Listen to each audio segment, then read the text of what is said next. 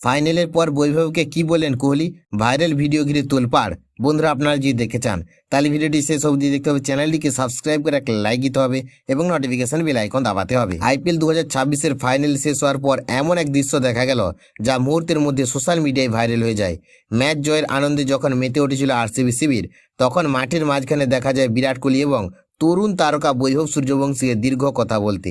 সেই মুহূর্ত, ছবি এবং ভিডিও এখন ক্রিকেট প্রেমীদের মধ্যে ব্যাপক আলোচনার বিষয়। মাত্র 15 বছর বয়সে এবার আইপিএলে দুর্দান্ত পারফরমেন্স করে সকলকে মুগ্ধ করেছে বৈভব।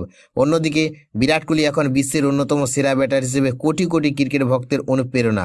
তাই দুই প্রজন্মের এই দুই ক্রিকেটারের সাক্ষাৎ স্বাভাবিকভাবে বিশেষ গুরুত্ব পেয়েছে।